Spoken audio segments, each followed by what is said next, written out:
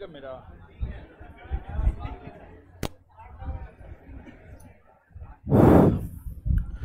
Hello. तो क्या हालचाल? बढ़िया है। जानते हैं सुबह में टेस्ट में नहीं आए, काहे नहीं आए बता देते हैं। ना हुआ क्या कि रात में थोड़ा खा लिए थे ज्यादा तो फिर सुबह में जग तो गए, सवेरे 6 बजे जग गए, लेकिन फिर जो है थोड़ा सही नहीं रह पाया सब कुछ। मतलब हुआ क्या, उठे ब्रश किए, ठीक है, ब्रश किए तो ब्रश करने के बाद जो है जिया करना होता है, तो उसी दौरान वोमिटिंग हो गया, ठीक है। तो फिर जो है सो गए, तब फिर से 9 बजे उठे, सोचे आज टेस्ट छोड़िए देते हैं, समझे, तो इसलिए छोड़ दिया और कोई बात नहीं था। चलिए,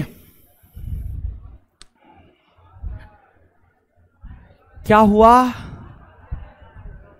आवाज कम कर दे। है नहीं सुनिए, रहने दे, ज्यादा रहने, ताकि हमको कम जोर से बोलना पड़े, ठीक है। चलिए, तो हम लोग जिस चैप्टर को पढ़ रहे थे वो चैप्टर था भारत में राष्ट्रवाद का उदय और कांग्रेस का गठन। भारत में राष्ट्रवाद का उदय और कांग्रेस का गठन। तो राष्ट्रवाद का उदय हम आपको समझा दिए थे, राष्ट्रवाद का उदय समझा दिए थे, याद है कुछ कि खा पी करके बैठ गए? समझाए हैं राष्ट्रवाद का उदय क्यों हुआ। अब इसके बाद कांग्रेस के स्थापना के विषय में भी हम आपको बताए हैं, और साथ ही साथ जो है कांग्रेस के शुरुआती 6 अधिवेशन के विषय में भी बताए हैं, कांग्रेस का शुरुआती 6 अधिवेशन। तो अभी जो हम आपके साथ चर्चा करने जा रहे हैं वो आपको कांग्रेस का जो वार्षिक अधिवेशन हुआ है उसके विषय में चर्चा करने जा रहे हैं। तो कांग्रेस का पहला, दूसरा, तीसरा, चौथा, पांचवा, छठा अधिवेशन तक चर्चा कर दिए थे। 7वां तथा उससे आगे के अधिवेशन की चर्चा आगे हम आपके साथ करेंगे। तो अब आप चीजों को ध्यान से सुनिएगा, लेकिन उससे पहले 1-2 प्रश्न हम आपसे पूछ रहे हैं, आप 1-2 प्रश्न का जो है जवाब दीजिए। बिहार पुलिस का जो बैच है अगले शनिवार को 3 से 5 में अनाउंसमेंट कर दीजिए। अगले शनिवार, ये जो आने वाला शनिवार है, बैनर लगा देगा, बहुत सारा कॉल आ रहा है हर जगह, ठीक है। शनिवार 3 से 5, शनिवार 3 से 5, समझे। बैनर बनवा दीजिए, सब जगह डाल दीजिए। चलिए, हटा दीजिए, कमेंट हटा दीजिए, पढ़ा रहे हैं, उसके बाद फिर देखेंगे आगे। 1-2 प्रश्न का आप सभी लोग जवाब दीजिए सम्मिलित रूप से ही। कांग्रेस का जो प्रथम अधिवेशन हुआ था, प्रथम अधिवेशन में सबसे ज्यादा प्रतिनिधि किस प्रेसिडेंसी से शामिल हुआ? बॉम्बे प्रेसिडेंसी, बहुत बढ़िया, 38, ठीक है।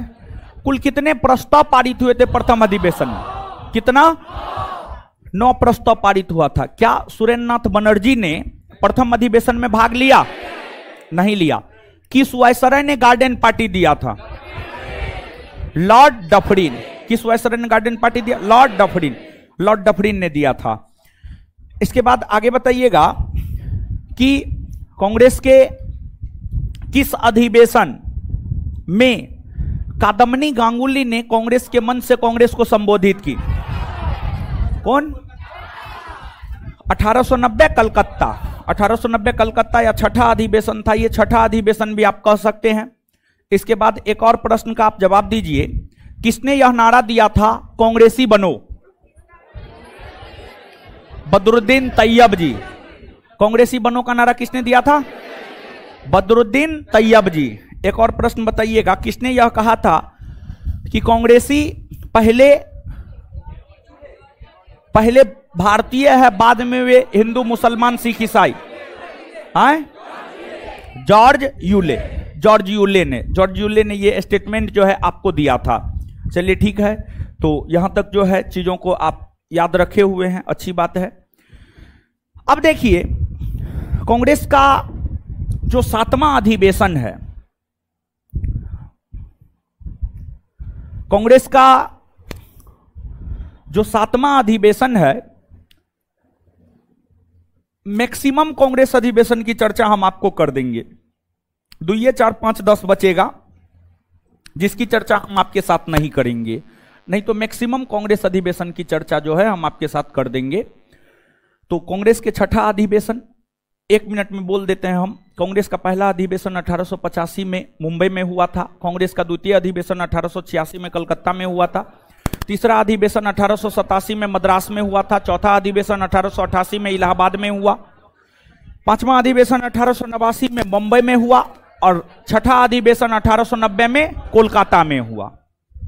अब अगर कांग्रेस के 7वें अधिवेशन की बात करें तो कांग्रेस का 7वां अधिवेशन जो है महाराष्ट्र के नागपुर में हुआ था। महाराष्ट्र के इस एरिया में जो है आपको नागपुर है, महाराष्ट्र के नागपुर में कांग्रेस का 7वां अधिवेशन हुआ था।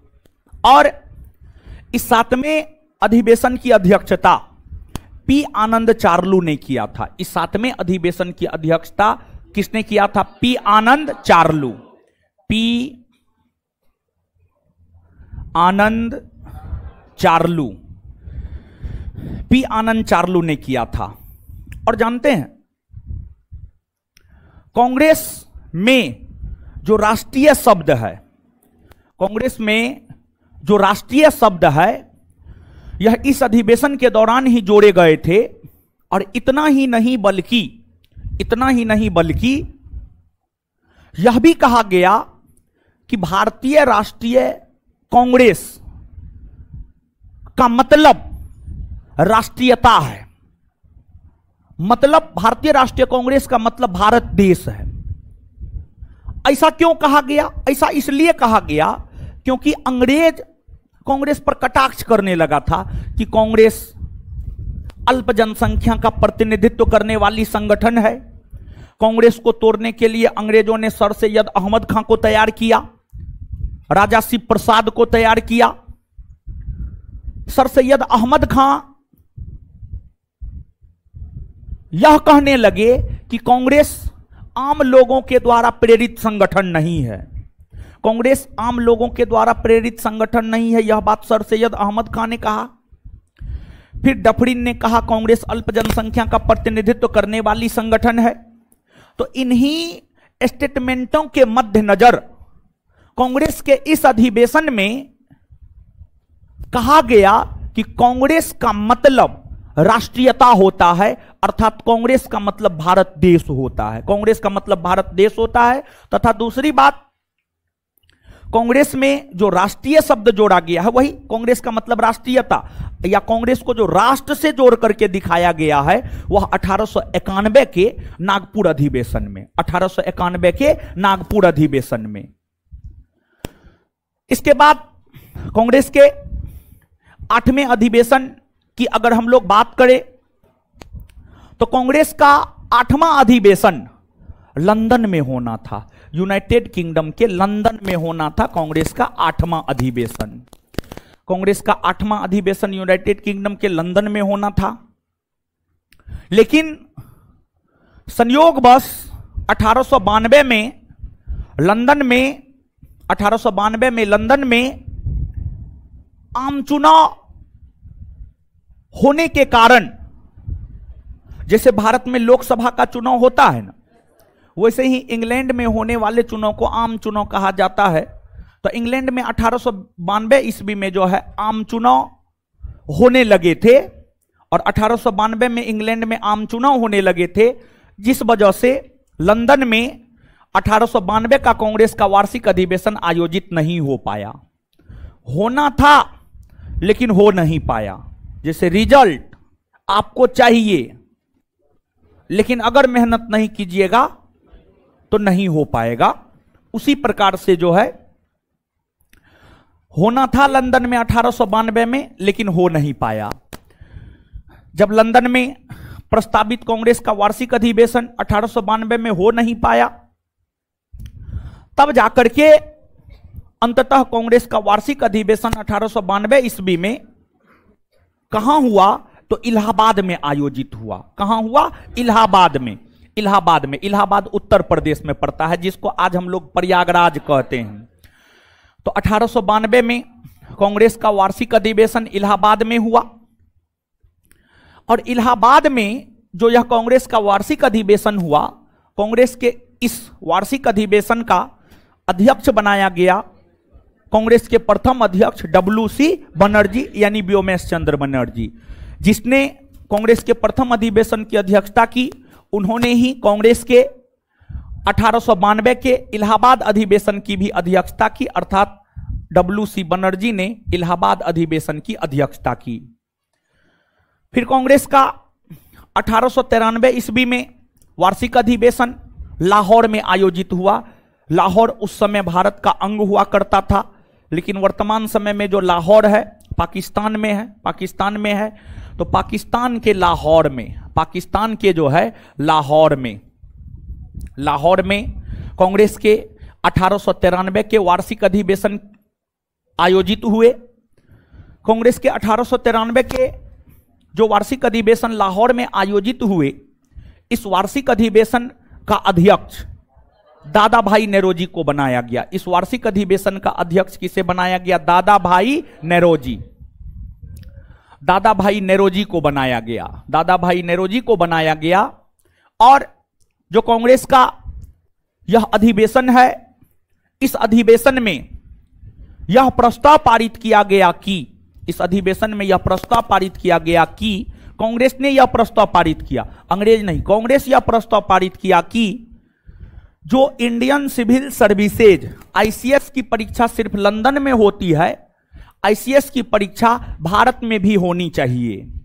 कांग्रेस ने 1893 के लाहौर अधिवेशन में यह प्रस्ताव पारित किया कि ICS की परीक्षा भारत में भी होनी चाहिए। ICS की परीक्षा भारत में भी होनी चाहिए। इसके बाद फिर 1894 ईस्वी में अगर देखा जाए तो 1894 ईस्वी में कांग्रेस का वार्षिक अधिवेशन हुआ मद्रास में, जिस मद्रास को आज चेन्नई कहा जाता है। उस मद्रास में ही कांग्रेस का 1894 का वार्षिक अधिवेशन हुआ था। 1894 का वार्षिक अधिवेशन जो है आपको मद्रास में हुआ था। तो 1894 का कांग्रेस का वार्षिक अधिवेशन जो मद्रास में हुआ था, इस मद्रास में हो रहे अधिवेशन का अध्यक्ष अल्फ्रेड वेब को बनाया गया। अल्फ्रेड वेब को बनाया गया। फिर आपको 1895 की अगर हम लोग बात करें तो 1895 ईस्वी में कांग्रेस का वार्षिक अधिवेशन हुआ था पुणे में। कहां हुआ था? पुणे में। पुणे महाराष्ट्र के इस एरिया में पड़ता है, पुणे में हुआ था। और पुणे में जो कांग्रेस का 1895 का वार्षिक अधिवेशन हुआ था, इस वार्षिक अधिवेशन का अध्यक्ष बना था कौन? तो इस वार्षिक अधिवेशन का अध्यक्ष बना था सुरेंद्रनाथ बनर्जी, SN बनर्जी। कौन बने थे आपको? SN बनर्जी, सुरेंद्रनाथ बनर्जी बने थे। फिर इसके बाद कांग्रेस के अगले अधिवेशन की चर्चा करेंगे, लेकिन उससे पहले जो है इसको याद कर लेते, फिर इसको मिटा देंगे और फिर आगे बढ़ जाएंगे। तो आप हमको ये बात बताएंगे कि कांग्रेस का 7वां अधिवेशन 1891 ईस्वी में कहां हुआ था? कांग्रेस का 7वां अधिवेशन 1891 में कहां हुआ था? इस अधिवेशन की अध्यक्षता किसने की? P आनंद चार्लू। और कांग्रेस के किस अधिवेशन के दौरान कांग्रेस का मतलब राष्ट्रीयता को बतलाया? 1891 का नागपुर अधिवेशन। कांग्रेस का मतलब राष्ट्रीयता को कांग्रेस के किस अधिवेशन के दौरान बतलाया? 1891 का नागपुर अधिवेशन। 1892 ईस्वी में कांग्रेस का वार्षिक अधिवेशन कहां होना? कहां होना था? 1892 में कांग्रेस का वार्षिक अधिवेशन कहां होना? लंदन में होना था। क्या लंदन में हुआ? लंदन में हुआ? नहीं हुआ। तो आखिरकार 1892 का कांग्रेस का वार्षिक अधिवेशन कहां हुआ? कहां हुआ? अध्यक्षता किसने की? अध्यक्षता किसने की? अध्यक्षता किसने की? WC बनर्जी। कांग्रेस का 1893 ईस्वी में वार्षिक अधिवेशन कहां हुआ? 1893 में वार्षिक अधिवेशन कहां हुआ? कहां हुआ? लाहौर में हुआ। और इस अधिवेशन की अध्यक्षता किसने की? अध्यक्षता किसने की? दादा भाई नेरोजी ने। कांग्रेस ने अपने किस अधिवेशन में, कांग्रेस ने अपने किस अधिवेशन में यह प्रस्ताव पारित किया कि ICS की परीक्षा जो है भारत में भी होनी चाहिए? किसमें? कांग्रेस ने किस अधिवेशन में यह प्रस्ताव पारित किया कि ICS की परीक्षा भारत में भी होनी चाहिए? किसमें? 1893 के लाहौर। 1894 में कांग्रेस का वार्षिक अधिवेशन कहां हुआ? कहां हुआ? इस अधिवेशन की अध्यक्षता किसने किया? किसने किया? किसने किया? चलिए, 1895 में कांग्रेस का वार्षिक अधिवेशन कहां हुआ? 1895 में? 1895 में। और इस अधिवेशन की अध्यक्षता किसने किसने की? देखिए, ये पॉइंट याद रखना जरूरी है। SN बनर्जी को कांग्रेस का सेकेंड आर्किटेक्ट या द्वितीय संस्थापक कहा जाता है, जिस वजह से इस बात को याद रखना जो है आपके लिए जरूरी है कि आपको जो है आपको इस बात को ऐसे याद रखना है। यह प्रश्न आज तक कभी भी कोई परीक्षा पूछा नहीं है, लेकिन पूछ सकता है, क्योंकि कांग्रेस के द्वितीय संस्थापक SN बनर्जी है, इसलिए प्रश्न पूछ सकता है। क्या पूछ सकता है? तो आपको यह पूछ सकता है कि कांग्रेस के महत्वपूर्ण संस्थापक सदस्यों में से एक SN बनर्जी ने पहली बार कांग्रेस के किस अधिवेशन में कांग्रेस की अध्यक्षता की थी? तो आंसर हो जाएगा 1895 का 1895 का पुणे अधिवेशन। 1895 का पुणे अधिवेशन। 1895 का पुणे अधिवेशन। तो एक बार बता दीजिए, कांग्रेस के संस्थापकों में से एक SN बनर्जी ने कांग्रेस के किस अधिवेशन में पहली बार अध्यक्षता की? 1895 का 1895 का पुणे अधिवेशन। चलिए, यहां तक हम लोग याद कर लिए हैं। अब यहां से आगे बढ़ते हैं। इसके बाद 1896 ईस्वी में कांग्रेस का वार्षिक अधिवेशन कलकत्ता में हुआ था। 1896 ईस्वी में कांग्रेस का वार्षिक अधिवेशन कलकत्ता में हुआ था। और कलकत्ता में जो यह वार्षिक अधिवेशन हुआ था, कलकत्ता में हो रहे इस वार्षिक अधिवेशन की अध्यक्षता की गई थी रहीमतुल्लाह सयानी के द्वारा। रहीमतुल्लाह सयानी के द्वारा इस अधिवेशन की अध्यक्षता जो है आपको किसके द्वारा की गई थी? रहीमतुल्लाह सयानी। रहीमतुल्लाह सयानी। और यह जो अधिवेशन है, यह अधिवेशन कई लिहाज से महत्वपूर्ण है। और इस अधिवेशन के महत्वपूर्ण होने का जो पहला कारण है, पहला कारण यह है कि आप सब लोग जानते हैं कि दादा भाई नेरोजी के द्वारा धन के निष्कासन का सिद्धांत दिया गया था। दादा भाई नेरोजी के द्वारा जो धन के निष्कासन का सिद्धांत दिया गया था, उस धन के निष्कासन के सिद्धांत को कांग्रेस ने स्वीकृति प्रदान इस अधिवेशन में किया था। दादा भाई नेरोजी ने धन के निष्कासन का सिद्धांत 1866-67 में दिया, लेकिन कांग्रेस ने इसको स्वीकार 1896 में किया। कांग्रेस ने 1896 के कलकत्ता अधिवेशन में दादा भाई नेरोजी के द्वारा दिए गए धन के निष्कासन के सिद्धांत को स्वीकार किया। धन के निष्कासन के सिद्धांत को क्या किया? स्वीकार किया। धन के निष्कासन के सिद्धांत को जो है स्वीकार किया। अब आप सब लोग जानते हैं दादा भाई नेरोजी ने धन के निष्कासन सिद्धांत के माध्यम से किस बात का उजागर किया? नहीं जानते? नहीं बताएं? एकदम बताए हैं। दादा भाई नेरोजी ने धन के निष्कासन के सिद्धांत के माध्यम से इस बात का उजागर किया कि जो भारत का धन है, भारत का धन भारत से बाहर जा रहा है, लेकिन उससे भारतीयों को कोई फायदा नहीं हो रहा है। तो दादा भाई नेहरू इस बात का उजागर तो 1866-67 ईस्वी में ही कर दिए थे, लेकिन कांग्रेस इस बात को स्वीकार 1896 में किया कि हां, भारत का धन भारत से बाहर जा रहा है, लेकिन उससे भारतीयों को कोई फायदा या मुनाफा नहीं हो रहा है। इसके बाद इस अधिवेशन के महत्व होने का जो दूसरा कारण है, इस अधिवेशन के महत्व होने का दूसरा कारण यह है कि कांग्रेस का जो यह अधिवेशन है, इस अधिवेशन में पहली बार वंदे मातरम गीत गाया गया था। वंदे मातरम गीत गाया गया था। वंदे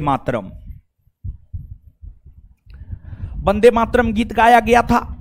वंदे मातरम गीत वर्तमान समय में आप सब लोग जानते हैं कि भारत का राष्ट्रीय गीत है। संविधान सभा ने 24 जनवरी 1950 को वंदे मातरम को भारत के राष्ट्रीय गीत के तौर पर स्वीकार किया। भारत के राष्ट्रीय गीत के तौर पर वंदे मातरम को जो है स्वीकार किया, वंदे मातरम को स्वीकार किया। और यह जो गीत है आनंद मठ से लिया गया है। आनंद मठ एक साहित्य है, और आनंद मठ साहित्य के रचयिता कौन है आप नहीं जानते हैं, आपको बताया जा चुका है। आनंद मठ के रचयिता कौन है? बंकिम चंद्र चटर्जी। बंकिम चंद्र चटर्जी के द्वारा आनंद मठ लिखा गया था, और उसी आनंद मठ से वंदे मातरम गीत लिया गया है। अर्थात हम यह भी बात कह सकते हैं कि वंदे मातरम गीत के रचयिता कौन है, तो आपको बंकिम चंद्र चटर्जी है। और देखिए, ध्यान दीजिएगा, नोट में इस बात का विवरण होगा कि वंदे मातरम गीत 1896 के कलकत्ता अधिवेशन में रविन्द्रनाथ टैगोर के द्वारा गाया गया है। वहां पर आप गौर कीजिएगा, वहां पर आपको लग रहा होगा कि यह गलत है, ठीक है, लेकिन वहां पे आप थोड़ा गौर कीजिएगा, वहां पे ये लिखा हुआ है गाया गया है। ये थोड़े लिखा हुआ है कि रविन्द्रनाथ टैगोर के द्वारा लिखा गया है, नहीं, लिखा गया है यह गीत बंकिम चंद्र चटर्जी के द्वारा। यह गीत लिखा गया है किसके द्वारा? बंकिम चंद्र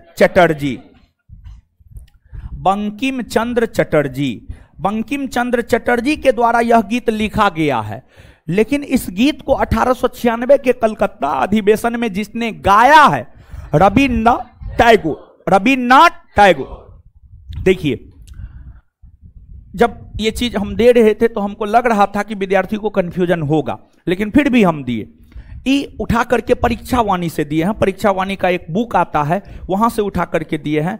और फिर इसको जो है हम अलग अलग सोशल साइट पे सर्च भी किए, तो कुछ सोशल साइट पर जो है हमको मिला कि हाँ, लिखा गया है निश्चित तौर पर बंकिम चंद्र चटर्जी के द्वारा, लेकिन 1896 के कलकत्ता अधिवेशन में इस गीत को गाने का काम किया था किसने? तो गाने का काम किया था आपको रविन्द्रनाथ टैगोर।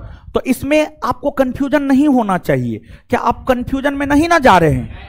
आए, लिखा गया और गाया गया दोनों एक बात नहीं ना, दोनों अलग अलग बात ना, दोनों अलग अलग बात है। समझिए, लिखा गया अलग बात है, गाया गया अलग बात है। तो लिखा गया कहेगा तो बंकिम चंद्र चटर्जी, गाया गया कहेगा तो रविन्द्रनाथ टैगोर। ये बात है। इसके बाद अब देखिएगा, 1896 के बाद 1897, 98, 99, 100 ये सब वार्षिक अधिवेशन महत्वपूर्ण नहीं है, इसलिए ये सब के विषय में हम आपको नहीं बता रहे हैं। लेकिन इसके बाद का जो अगला महत्वपूर्ण अधिवेशन है 1901 का वार्षिक अधिवेशन महत्वपूर्ण है। अब कहिएगा 1901 का वार्षिक अधिवेशन महत्वपूर्ण क्यों है? तो 1901 का वार्षिक अधिवेशन इसलिए महत्वपूर्ण है क्योंकि इस अधिवेशन में महात्मा गांधी पहली बार भाग लिए थे। इसी वजह से यह अधिवेशन जो है आपको महत्वपूर्ण है। और देखिए, जो कांग्रेस का 1901 का वार्षिक अधिवेशन है, जो कांग्रेस का 1901 का वार्षिक अधिवेशन है, यह भी आपको हुआ था कलकत्ता में। यह भी आपको कहां हुआ था? कलकत्ता में। यह भी आपको हुआ था कलकत्ता में। और 1901 के कांग्रेस के वार्षिक अधिवेशन जो कलकत्ता में हुए थे, इस अधिवेशन की अध्यक्षता किया था दिनसा वाचा ने। किसने किया था? दिनसा वाचा ने कांग्रेस के इस अधिवेशन की अध्यक्षता किया।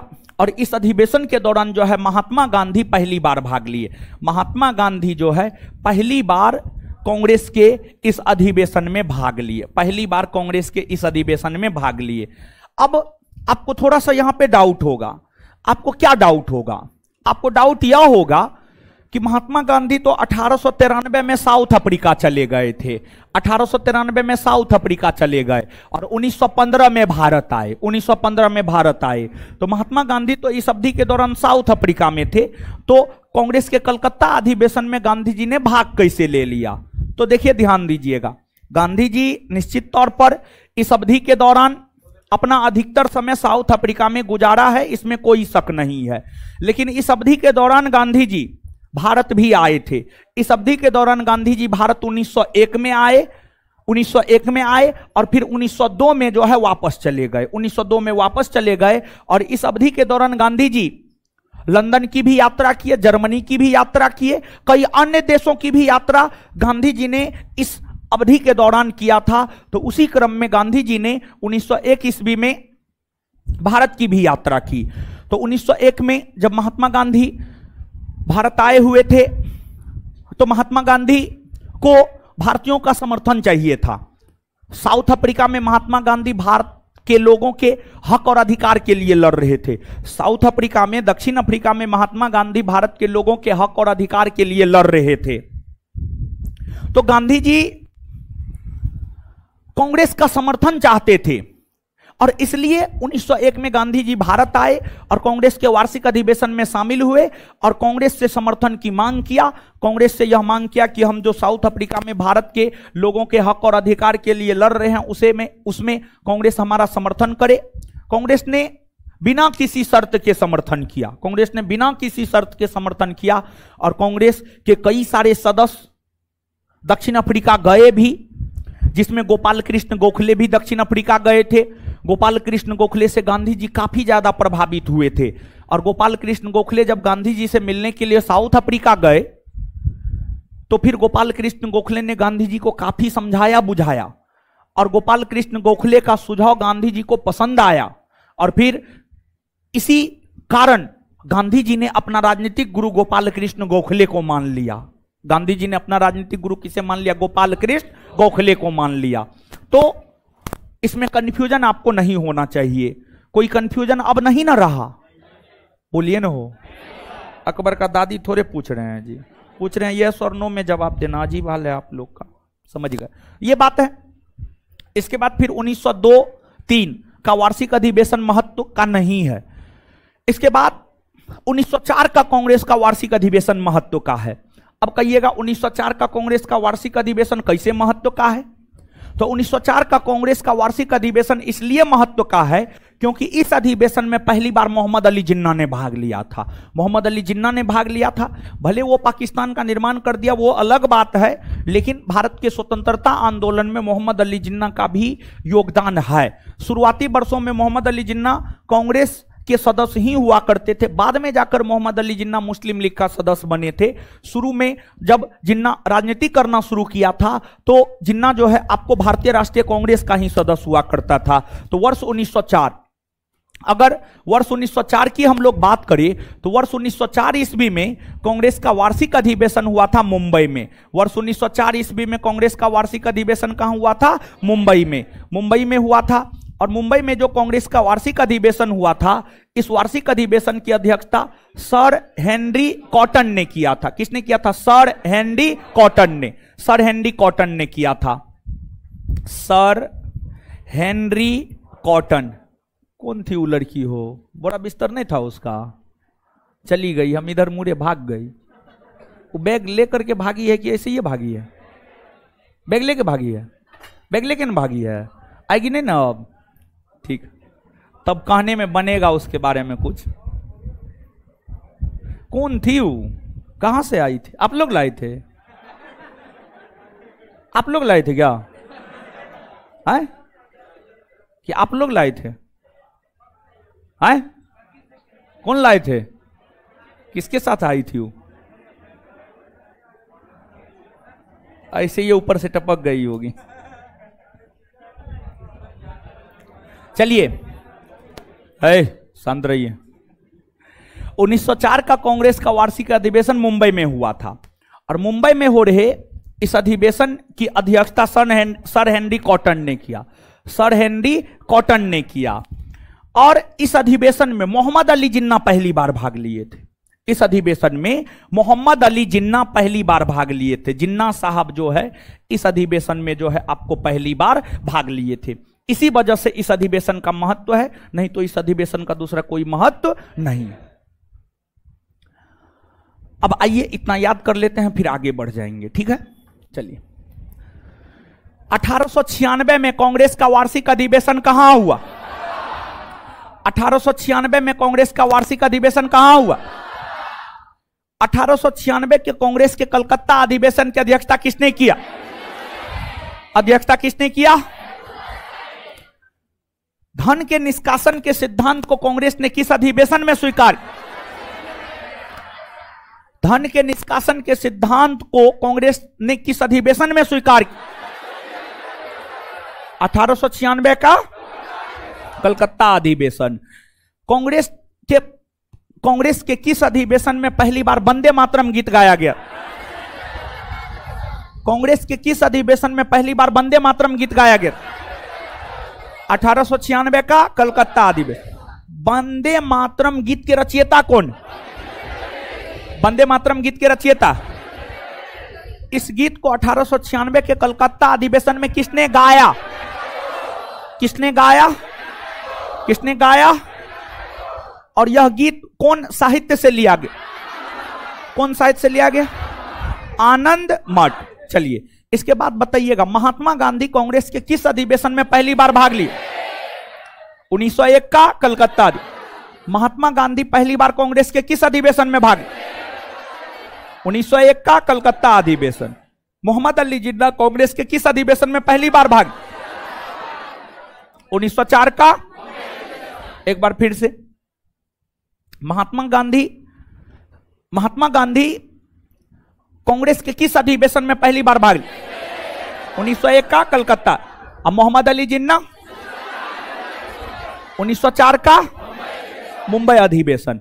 अच्छा, 1901 के कलकत्ता अधिवेशन की अध्यक्षता किसने किया? किसने किया? 1901 के कलकत्ता अधिवेशन की अध्यक्षता किसने किया?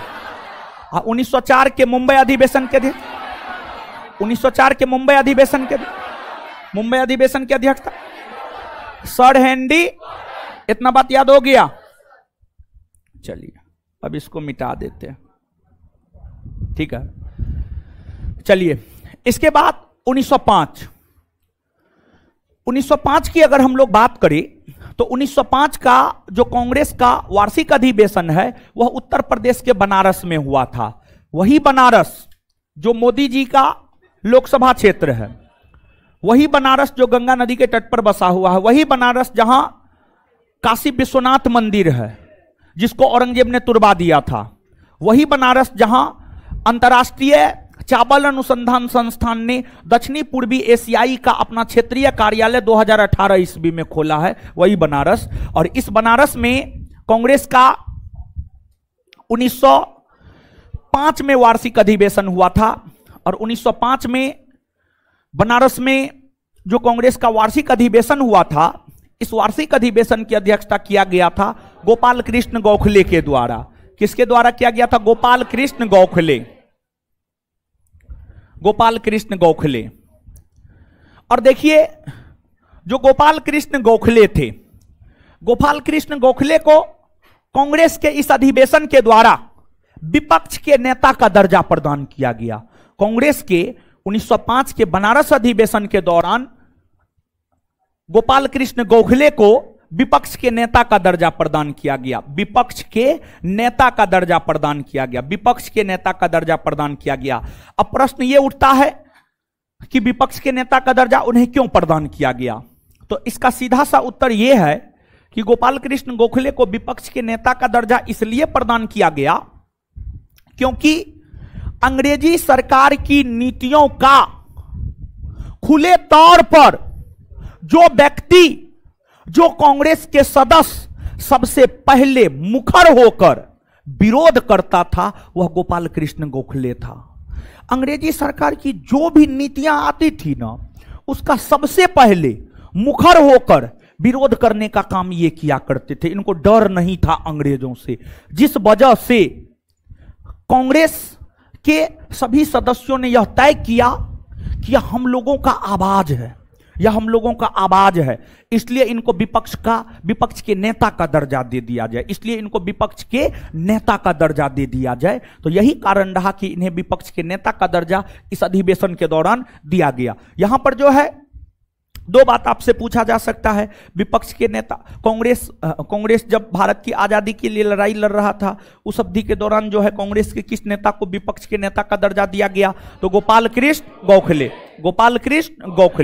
और गोपाल कृष्ण गोखले ने कांग्रेस के किस अधिवेशन की अध्यक्षता की है? तो 1905 के बनारस अधिवेशन। इसके बाद 1906, वर्ष 1906 की अगर हम लोग बात करें तो 1906 ईस्वी में कांग्रेस का वार्षिक अधिवेशन जो है आपको कोलकाता में हुआ। और 1906 में जो कोलकाता में हुआ था, इस अधिवेशन की अध्यक्षता किया था दादा भाई नेरोजी। और इस अधिवेशन के दौरान ही पहली बार कांग्रेस के मन से स्वराज शब्द का प्रयोग किया गया था। और कांग्रेस के मन से स्वराज शब्द का प्रयोग दादा भाई नेरोजी ने किया। और दादा भाई नेरोजी अपने मन से स्वराज शब्द का प्रयोग नहीं किए, बल्कि कांग्रेस के जो गरम दल के नेता थे, लाल बाल पाल, लाला लाजपत राय, बाल गंगाधर तिलक, बिपिन चंद्र पाल, उन लोगों के दबाव के कारण ही दादा भाई नेरोजी ने 1906 के कलकत्ता अधिवेशन के दौरान स्वराज शब्द का प्रयोग किया। इसके बाद वर्ष 1907, बात अगर वर्ष 1907 की करें तो 1907 ईस्वी में कांग्रेस का वार्षिक अधिवेशन जो है आपको सूरत में, गुजरात के सूरत में आयोजित हुआ था। 1907 ईस्वी में कांग्रेस का वार्षिक अधिवेशन जो है आपको गुजरात के सूरत में आयोजित हुआ था। गुजरात के सूरत में जो कांग्रेस का 1907 का वार्षिक अधिवेशन आयोजित हुआ था, इस अधिवेशन के दौरान जो है कांग्रेस दो भागों में बट गया, गरम दल और नरम दल। इस अधिवेशन के दौरान जो है सूरत में 1907 में हो रहे अधिवेशन के दौरान जो है कांग्रेस दो भागों में बट गया, गरम दल और नरम दल। अब प्रश्न ये उठता है कि इस अधिवेशन के दौरान कांग्रेस क्यों दो भागों में बट गया? देखिए, इस अधिवेशन में कांग्रेस के दो भागों में बंटने के पीछे कई सारे कारण थे। एक कारण और सबसे प्रमुख कारण यह था कि कांग्रेस के जो गरम दल के नेता थे, कांग्रेस के गरम दल के नेता यह चाह रहे थे कि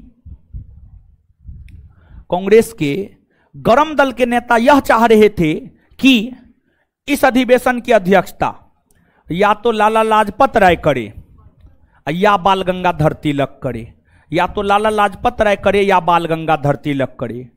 वहीं कांग्रेस के जो नरम दल वाले थे वह यह चाह रहे थे कि इस अधिवेशन की अध्यक्षता रास बिहारी घोष करे।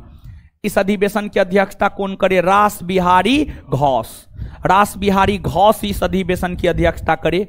एगो बात ध्यान में रखिएगा, रास बिहारी घोष कांग्रेस के नरम दल के नेता थे या उदारवादी थे, और रास बिहारी बोस को कांग्रेस से कोई लेना देना नहीं था, वे क्रांतिकारी थे। रास बिहारी घोष कांग्रेस के नरम दल या उदारवादी दल के नेता थे, वहीं जो आपको रास बिहारी बोस थे उनको कांग्रेस से कोई लेना देना नहीं था, वे आपको क्रांतिकारी थे। वे क्या थे? आपको क्रांतिकारी थे। तो इस बात को आप याद रखिएगा। तो अध्यक्ष बनने को लेकर कांग्रेस दो भागों में बट गया।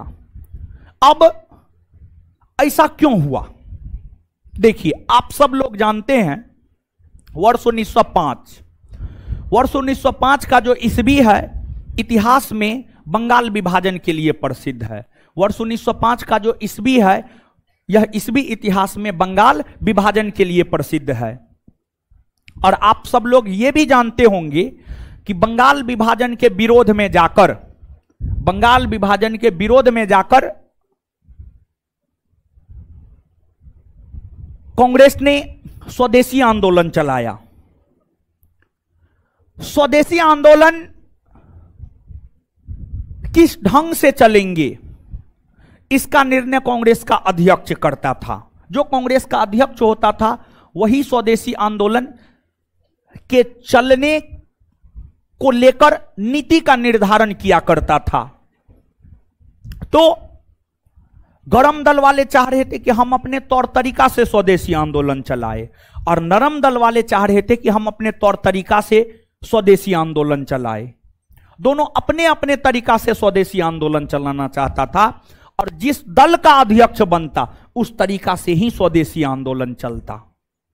और इसमें जो गरम दल वाले थे, गरम दल वाले यह चाह रहे थे कि स्वदेशी आंदोलन का प्रसार पूरे भारतवर्ष में हो, और नरम दल वाले यह चाह रहे थे कि स्वदेशी आंदोलन सिर्फ बंगाल तक ही सीमित रहे, क्योंकि बंगाल विभाजन के खिलाफ यह आंदोलन हो रहा है, तो यह बंगाल तक ही सीमित रहे।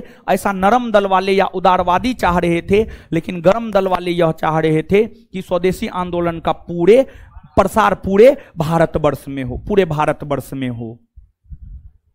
तो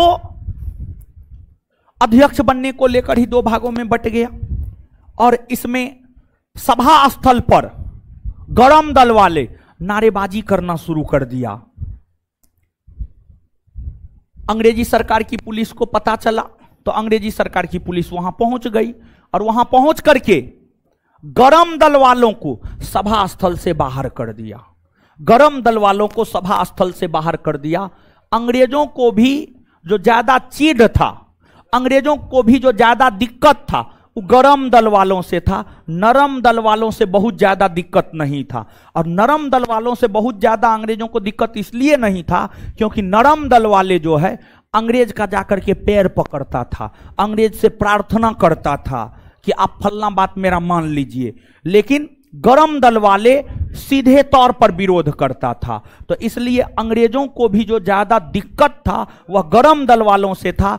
इसलिए सभा स्थल से जो है गरम दल वालों को बाहर कर दिया गया। तो फिर बचे सिर्फ नरम दल वाले, और नरम दल वाले बचे।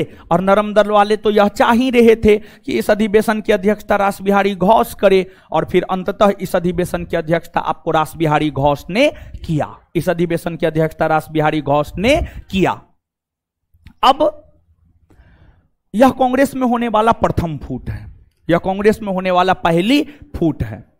यहां पर कांग्रेस स्पष्ट तौर पर दो भागों में बट गया। इसके बाद 1908, बात अगर वर्ष 1908 की करें तो 1908 ईस्वी में कांग्रेस का वार्षिक अधिवेशन मद्रास में हुआ। और मद्रास में जो कांग्रेस का वार्षिक अधिवेशन हुआ, इस अधिवेशन की भी अध्यक्षता रासबिहारी घोष ने ही किया। इस अधिवेशन की भी अध्यक्षता रासबिहारी घोष ने ही किया। और इस अधिवेशन के दौरान कांग्रेस के लिए संविधान का निर्माण किया गया। कांग्रेस का संविधान, भारत का संविधान नहीं। इस अधिवेशन के दौरान जो है कांग्रेस के लिए संविधान का निर्माण किया गया, कांग्रेस के लिए संविधान का निर्माण किया गया। इसके बाद वर्ष 1909 की अगर हम लोग बात करें तो वर्ष 1909 ईस्वी में कांग्रेस का वार्षिक अधिवेशन लाहौर में हुआ। वर्ष 1909 ईस्वी में कांग्रेस का वार्षिक अधिवेशन लाहौर में हुआ। लाहौर पाकिस्तान में है। और जो 1909 में कांग्रेस का वार्षिक अधिवेशन लाहौर में हुआ, इस वार्षिक अधिवेशन की अध्यक्षता की गई थी मदन मोहन मालवीय के द्वारा, मदन मोहन मालवीय के द्वारा। और आप सब लोग जानते हैं, हम आपको बताए हैं, सबसे अलोकप्रिय भारतीय वायसराय हाय लॉर्ड कर्जन। आगे पढ़ते जाइए, पीछे भूलते जाइए, देख रहे हैं कपार फोड़ देंगे हम, समझे। सबसे अलोकप्रिय बोले, हाँ कुछ लोग कर्जन बोले हैं, सही है। सबके मुंह से आवाज कहां आया? मारेंगे एक चाट, मुंह तोड़ देंगे हम। चलिए देखिए, ध्यान दीजिएगा, आपको जो है सबसे अलोकप्रिय कर्जन और सबसे लोकप्रिय रिपन, सबसे लोकप्रिय रिपन। तो कांग्रेस का 1909 का जो लाहौर अधिवेशन है, जिस अधिवेशन की अध्यक्षता मदन मोहन मालवीय ने किया, कांग्रेस के इस अधिवेशन के दौरान ही रिपन को, लॉर्ड रिपन को भारत का सबसे लोकप्रिय वायसराय घोषित किया गया। लॉर्ड रिपन को भारत का सबसे लोकप्रिय वायसराय घोषित किया गया। इसके बाद वर्ष 1910 की अगर हम लोग बात करें तो 1910 ईस्वी में कांग्रेस का वार्षिक अधिवेशन हुआ इलाहाबाद में। कहां हुआ? इलाहाबाद में। और वर्ष 1910 ईस्वी में जो कांग्रेस का वार्षिक अधिवेशन इलाहाबाद में हुआ था, इलाहाबाद में हो रहे इस वार्षिक अधिवेशन की अध्यक्षता आपको विलियम बेडरवर्थ ने किया था। विलियम बेडरवर्थ ने किया था। वही विलियम बेडरवर्थ जो कि आपको एओ ह्यूम के जीवनीकार हुआ करते थे। और आपको याद होना चाहिए कि एओ ह्यूम के जीवनीकार जो विलियम बेडरवर्थ थे, उन्होंने कांग्रेस अधिवेशन की अध्यक्षता कितनी बार की है? तो उन्होंने कांग्रेस अधिवेशन की अध्यक्षता 2 बार की है। एक बार 1889 मुंबई और दूसरी बार 1910 इलाहाबाद। समझ गए? तो यहां तक जो है पहले चीजों को याद कर लेते हैं, फिर आगे बढ़ जाएंगे। ठीक है, बताइए। 1905 में कांग्रेस का वार्षिक अधिवेशन कहां हुआ? बनारस। 1905 में कांग्रेस का वार्षिक अधिवेशन कहां हुआ? 1905 में कहां हुआ? 1905 के बनारस अधिवेशन की अध्यक्षता किसने किया? 1905 के बनारस अधिवेशन की अध्यक्षता किसने किया? विपक्ष के नेता का दर्जा किसे दिया जाता? विपक्ष के नेता का दर्जा किसे दिया जाता? विपक्ष के नेता का दर्जा किसे दिया जाता? गोपाल कृष्ण गोखले को दिया जाता है। और गोपाल कृष्ण गोखले को विपक्ष के नेता का दर्जा किस अधिवेशन के दौरान दिया गया? 1905। चलिए, 1906 में कांग्रेस का वार्षिक अधिवेशन कहां हुआ था? 1906 कोलकाता। 1906 इस अधिवेशन की अध्यक्षता किसने की? कांग्रेस के किस अधिवेशन में पहली बार कांग्रेस के मन से स्वराज शब्द का प्रयोग किया गया? 1906 का कलकत्ता अधिवेशन। 1906 का। और कांग्रेस के मन से सर्वप्रथम स्वराज शब्द का प्रयोग किसने किया? दादा भाई नेरोजी ने कांग्रेस अधिवेशन की अध्यक्षता कितनी बार किया है? 3 बार। कब? 1886 कलकत्ता, 1893 लाहौर, 1906 कलकत्ता। दादा भाई नेरोजी ने कांग्रेस अधिवेशन की अध्यक्षता कितनी बार की? कब? चलिए, 1907 में कांग्रेस का वार्षिक अधिवेशन कहां हुआ? 1907 में इस अधिवेशन की अध्यक्षता किसने किया? रास बिहारी। कांग्रेस में पहली बार फूट कब पड़ी? 1900, जिस कारण इसे सूरत फूट भी कहा जाता है। समझ गए? तो कांग्रेस में पहली बार फूट कब पड़ी है और किस बात को लेकर फूट पड़ी? अध्यक्ष बनने को लेकर। किस बात को लेकर फूट पड़ी? कांग्रेस में 1907 में पहली बार सूरत में फूट किस बात को लेकर पड़ी? कांग्रेस का अध्यक्ष बनने को लेकर। गरम दल वाले कांग्रेस के 1907 के सूरत अधिवेशन का अध्यक्ष किसे बनाना चाहते? लाला लाजपत राय या? लेकिन क्या बन पाए थे? नहीं ना बन पाए। चलिए, 1908 में कांग्रेस का वार्षिक अधिवेशन कहां हुआ? 1908 में कांग्रेस का वार्षिक अधिवेशन कहां हुआ? इस अधिवेशन की अध्यक्षता किसने किया? कांग्रेस के किस अधिवेशन के दौरान कांग्रेस के लिए संविधान का निर्माण हुआ? 1908 मद्रास। कांग्रेस के किस अधिवेशन के दौरान कांग्रेस के लिए संविधान का निर्माण हुआ? 1908 मद्रास। 1909 में कांग्रेस का वार्षिक अधिवेशन कहां हुआ? 1909 में कहां हुआ? अध्यक्षता किसने किया? कांग्रेस सबसे लोकप्रिय वायसराय और सबसे अलोकप्रिय कर्जन। सबसे अलोकप्रिय रिपन को भारत का सबसे लोकप्रिय वायसराय कांग्रेस के किस अधिवेशन के दौरान घोषित किया गया? रिपन को भारत का सबसे लोकप्रिय वायसराय किस अधिवेशन के दौरान घोषित? लाहौर अधिवेशन। 1910 में कांग्रेस का वार्षिक अधिवेशन कहां हुआ? 1910 में अध्यक्षता किसने किया? अध्यक्षता किसने किया? ए.ओ. ह्यूम के जीवनीकार कौन थे? विलियम बेडरवर्थ ने कांग्रेस अधिवेशन की अध्यक्षता कितनी बार किया? कितनी बार किया? 2 बार। कब कब? 1889 और 1910। तो 1910 ईस्वी तक हम लोग आ चुके हैं। इसके बाद आगे 1911। बात अगर 1911 की करें तो 1911 ईस्वी में कांग्रेस का वार्षिक अधिवेशन कलकत्ता में हुआ। तो आप देख रहे होंगे कलकत्ता कलकत्ता कलकत्ता। देखिए अंग्रेजों का 3 प्रमुख प्रेसिडेंसी नगर था, और अंग्रेजों का जो 3 प्रमुख प्रेसिडेंसी नगर था मुंबई, मद्रास और कलकत्ता। कलकत्ता में कांग्रेस का वार्षिक अधिवेशन सबसे अधिक बार 10 बार, मुंबई में 7 बार, मद्रास में 7 बार, कलकत्ता 10 बार, मुंबई और मद्रास 7-7 बार हुआ। मुंबई और मद्रास 7-7 बार हुआ है। तो आपसे यह बात भी पूछा जाता है कि कांग्रेस का सबसे ज्यादा बार वार्षिक अधिवेशन कहां हुआ है, तो आंसर हो जाएगा कलकत्ता। क्या हो जाएगा? कितना बार? 10 बार। कांग्रेस का सबसे ज्यादा बार वार्षिक अधिवेशन कहां हुआ? कहां हुआ है? कितना बार? कितना बार? अच्छा, मद्रास और मुंबई में, मद्रास और मुंबई में 7-7 बार हुआ है। तो अब देखिएगा 1911 में कांग्रेस का वार्षिक अधिवेशन कलकत्ता में हुआ था। कलकत्ता में हो रहे इस वार्षिक अधिवेशन की अध्यक्षता, कलकत्ता में हो रहे इस वार्षिक अधिवेशन की अध्यक्षता पंडित विशन नारायण धर ने किया था। पंडित विशन नारायण धर ने, पंडित विशन नारायण धर ने, विशन नारायण धर ने किया था। और इस अधिवेशन के दौरान ही पहली बार जन गण मन गाया गया था।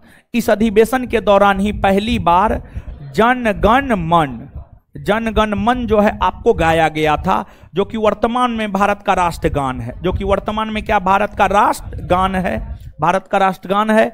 और आप सब लोग जानते हैं कि इसकी रचना जो है आपको रविन्द्रनाथ टैगोर ने किया है। तो रविन्द्रनाथ टैगोर द्वारा रचित जो जनगण मन है, जो भारत का राष्ट्रगान है, जिसे संविधान सभा ने 24 जनवरी 1950 को भारत के राष्ट्रगान के तौर पर स्वीकार किया था, यह पहली बार 1911 के कांग्रेस के कलकत्ता अधिवेशन में गाया गया था, जिस अधिवेशन की अध्यक्षता आपको पंडित विशन नारायण धर ने किया था। इसके बाद 1912। बात अगर 1912 की करें तो 1912 ईस्वी में कांग्रेस का वार्षिक अधिवेशन जो है आपको पटना के बांकीपुर में हुआ था। बिहार के पटना के बांकीपुर में, बिहार के पटना के बांकीपुर में कांग्रेस का वार्षिक अधिवेशन 1912 ईस्वी में हुआ था। और इस अधिवेशन की अध्यक्षता किया था आर.एन. माधोलकर ने, आर.एन. माधोलकर ने। और बात अगर वर्ष 1912 की करें तो 1912 का ईस्वी इतिहास के पन्नों में कई कारणों से दर्ज है, लेकिन उसमें एक कारण यह भी है कि इस वर्ष यानी 1912 ईस्वी में कांग्रेस के संस्थापक ए.ओ. ह्यूम का निधन हुआ था। और ए.ओ. ह्यूम के निधन 1912 ईस्वी में हुए थे, इसलिए जब कांग्रेस का वार्षिक अधिवेशन आयोजित हुआ तो कांग्रेस के इस अधिवेशन के दौरान ही ए.ओ. ह्यूम को कांग्रेस के जनक या पिता की उपाधि दी गई, कांग्रेस के जनक या पिता की उपाधि दी गई। इसके बाद आपको 1913-14 ये सब ज्यादा महत्वपूर्ण नहीं है। 1915 के कांग्रेस के वार्षिक अधिवेशन की हम लोग बात करें तो 1915 ईस्वी में कांग्रेस का वार्षिक अधिवेशन हुआ था आपको मुंबई में हुआ था। कहां हुआ था? मुंबई में। 1915 ईस्वी में कांग्रेस का वार्षिक अधिवेशन हुआ था मुंबई में। और 1915 में जो कांग्रेस का वार्षिक अधिवेशन मुंबई में हुआ था, इस वार्षिक अधिवेशन की अध्यक्षता किया था sir Satyendra Prasad Sinha, sir Satyendra Prasad Sinha, sir Satyendra Prasad Sinha ने किया था। और आपको ये वही सत्येंद्र प्रसाद सिन्हा है जो 1909 के भारत शासन अधिनियम, 1909 के भारत शासन अधिनियम, आप पॉलिटी पढ़े हैं, आपको याद होना चाहिए, लेकिन हमको पता है कि आपको याद नहीं होगा, समझिएगा। 1909 के भारत शासन अधिनियम में यह घोषणा किया गया था कि वायसराय के कार्यकारिणी परिषद में एक भारतीय सदस्य को शामिल किया जाएगा, वायसराय के कार्यकारिणी परिषद में एक भारतीय सदस्य को शामिल किया जाएगा, यह घोषणा किया गया था। और इसी घोषणा के तहत सत्येंद्र प्रसाद सिन्हा वायसराय के कार्यकारिणी परिषद के सदस्य बने और विधि सदस्य के तौर पर शामिल हुए थे। विधि सदस्य के तौर पर शामिल हुए थे। सत्येंद्र प्रसाद सिन्हा ने 1915 के मुंबई अधिवेशन की अध्यक्षता किया और इस अधिवेशन का महत्व इसलिए है क्योंकि इस अधिवेशन में लॉर्ड वेलिंगटन भाग लिया था। जो लॉर्ड वेलिंगटन बाद के वर्षों में जाकर के जो है भारत का वायसराय बना था। लॉर्ड वेलिंगटन जो है 1931 से लेकर के 1931 से लेकर 1936 ईस्वी तक जो लॉर्ड वेलिंगटन भारत के वायसराय के पद पर रहे थे, वे लॉर्ड वेलिंगटन 1915 के मुंबई अधिवेशन में, कांग्रेस के मुंबई अधिवेशन में जो है आपको भाग लिया था। तो 1915 के कांग्रेस के मुंबई अधिवेशन में आपको भाग लिया था किसने? तो लॉर्ड वेलिंगटन ने भाग लिया था और इस अधिवेशन की अध्यक्षता किया था सर सत्येंद्र प्रसाद सिन्हा ने किया था। समझ गए? ये बात हो गई। इसके बाद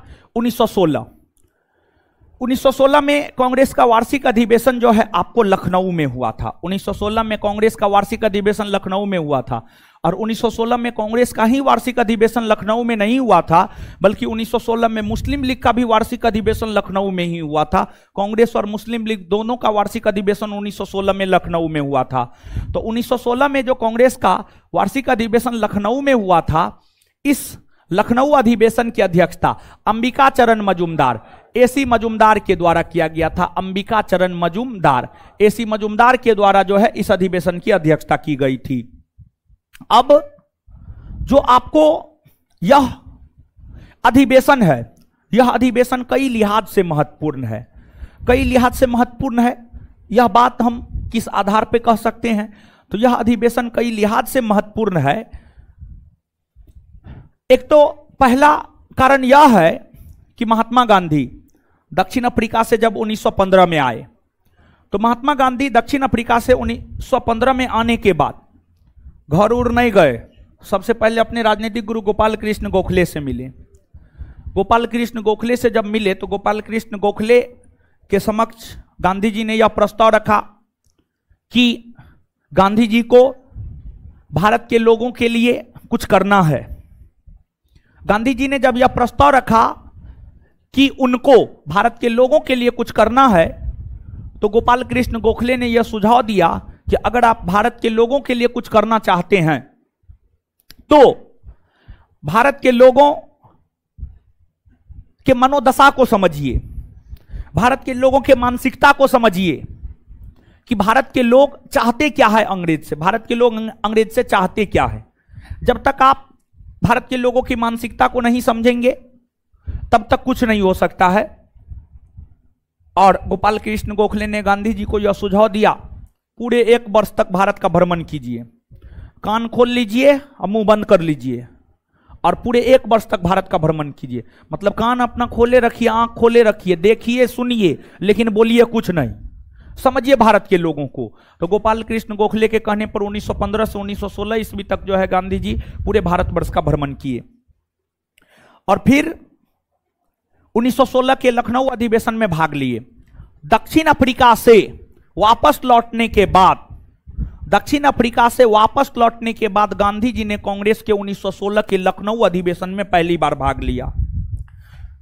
तो आपसे पूछा जाता है, एक तो सीधा पूछा जाता है गांधी जी ने कांग्रेस के किस अधिवेशन में पहली बार भाग लिया? तो इसका उत्तर होगा 1901 का कलकत्ता अधिवेशन। लेकिन अगर इस प्रश्न में यह जोड़ दिया जाए कि दक्षिण अफ्रीका से वापस लौटने के बाद गांधी जी ने कांग्रेस के किस अधिवेशन में पहली बार भाग लिया, तब आंसर हो जाएगा 1916 का लखनऊ अधिवेशन। यानी अगर दक्षिण अफ्रीका जुड़ जाए तब आंसर क्या हो जाएगा? 1916 का लखनऊ अधिवेशन। तो 1916 के लखनऊ अधिवेशन में गांधी जी ने दक्षिण अफ्रीका से आने के बाद, साउथ अफ्रीका से आने के बाद जो है गांधी जी पहली बार इस अधिवेशन में भाग लिए। गांधी जी जो है पहली बार इस अधिवेशन में भाग लिए और इस अधिवेशन में ही गांधी जी की मुलाकात हुई थी बिहार के चंपारण के भितिहरवा गांव के किसान नेता राजकुमार शुक्ल के साथ। इसी अधिवेशन में गांधी जी की मुलाकात किससे हुई थी? राजकुमार शुक्ल से। और राजकुमार शुक्ल के कहने पर ही गांधी जी जो है आपको चंपारण आए और चंपारण सत्याग्रह का आयोजन किए। एक ये भी कारण है जिस वजह से यह अधिवेशन महत्व है। दूसरा कारण यह है कि इस अधिवेशन के दौरान जब बाल गंगाधर तिलक को बोलने का मौका मिला, तो इस अधिवेशन के दौरान ही कांग्रेस के मन से बाल गंगाधर तिलक ने यह नारा दिया कि स्वराज्य हमारा जन्मसिद्ध अधिकार है और हम इसे लेकर रहेंगे। स्वराज्य हमारा जन्मसिद्ध अधिकार है, स्वराज्य हमारा जन्मसिद्ध अधिकार है और हम इसे लेकर रहेंगे। यह नारा जो है आपको बाल गंगाधर तिलक ने कांग्रेस के इस अधिवेशन के दौरान ही दिया था। और जब तक बाल गंगाधर तिलक जीवित रहे, जब तक बाल गंगाधर तिलक जीवित रहे तब तक स्वराज्य प्राप्ति को लेकर हमेशा प्रयासरत रहे। इसके बाद जो है आपको इस अधिवेशन की अगर हम लोग बात करें तो इस अधिवेशन का महत्व इसलिए भी है क्योंकि इस अधिवेशन के दौरान कांग्रेस और मुस्लिम लीग के बीच समझौता हुआ था।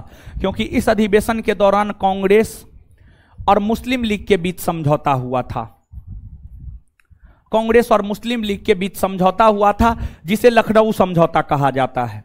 अब कांग्रेस और मुस्लिम लीग के बीच क्या समझौता हुआ था और क्यों समझौता हुआ था? कांग्रेस और मुस्लिम लीग के बीच क्यों समझौता हुआ और क्या समझौता हुआ? देखिए, आप सब लोग जानते हैं, नहीं जानते हैं तो आप जानिए कि वर्ष 1906 की अगर हम लोग बात करें तो वर्ष 1906 में मुस्लिम लीग नामक एक संगठन की स्थापना हुई।